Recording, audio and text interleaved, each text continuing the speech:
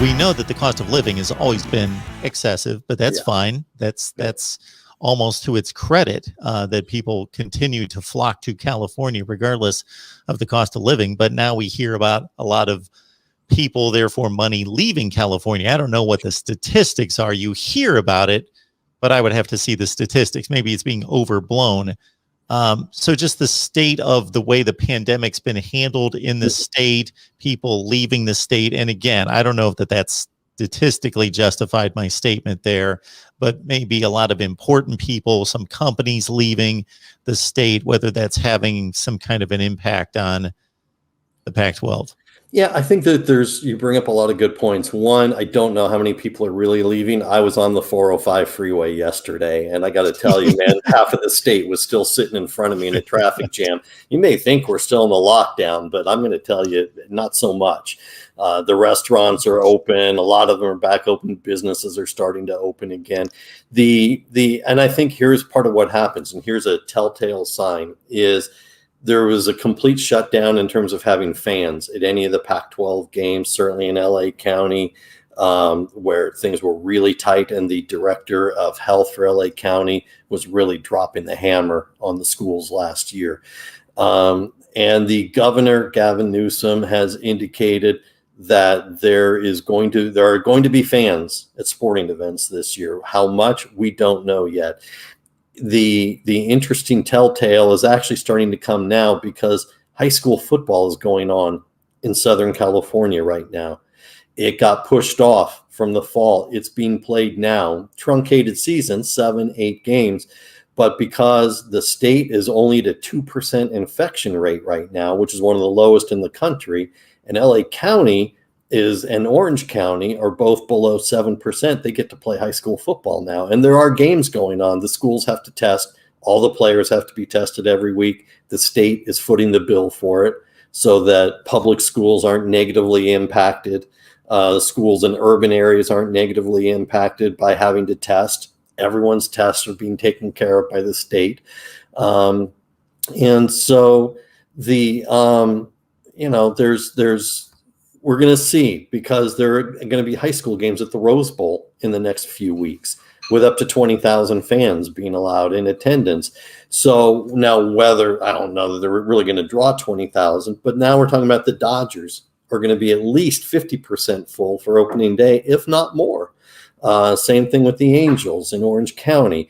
Those are the real tests. If you can get through a month, 2 months of this without the infection rate spiking over 7 to 8% again, then there's going to be fans at the Pac-12 football games. Look, UCLA's second game is against LSU. And there is no way LSU wants to travel all the way out here to play in front of 20,000 fans. That's not happening, right? And it's a home and home series. UCLA plays there 2023 or 2024. You can conceive where the LSU would say, we need to flip the schedule.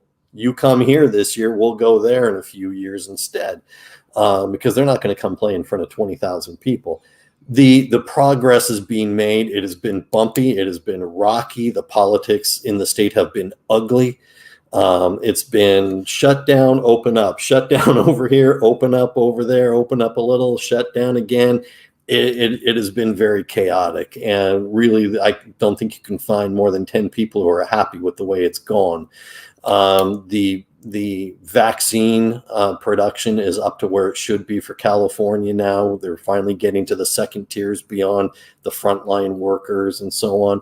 So and I say all that because it's a package. It's all one big thing. I don't think there's one answer that says, yes, we'll have fans because. I think you look at the infection rate. You're going to look at how baseball does in the first month or two. You look at how high school football comes out of this and see how they do. Because you've got basically until mid to late July, really, before you've got to decide what's going to happen with fans at the Rose Bowl or the Coliseum or, the two stadiums up north. And those will be decided differently, really. Stanford and Cal will be decided differently because the state is not going to make that determination. The local county is going to make that determination. LA, like I said, has dropped to about 4% infection rate, which is the lowest it's been since last summer. So there's hope. there's hope that there will be an actual real season with people in the stands. Second question concerning the state of California. Yes, sir. Is I would love to have the numbers of how many of the 4 and 5 star recruits that are produced in the Pac-12 footprint are within the state of California. It's got to be like 80%. Absolutely. Absolutely. Look, but what happened is you had a couple of guys in recent years leave to go play. You had the top 2 quarterbacks in the state of California leave to go play at Alabama, Bryce Young, and you got DJ over at Clemson.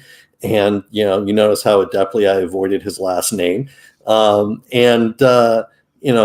You got Oregon comes and pillages one of the top defenders, from California every year. So yeah, within the conference footprint, the majority of the 4 and 5 star players are coming from California. What's happening now is they're not necessarily going to UCLA or USC. They are going lots of places. Their options are bigger and better. And when it did damage, frankly, when the Pac-12 didn't start with everybody else last year and started weeks later than anybody else, and there were players who left. They want to play.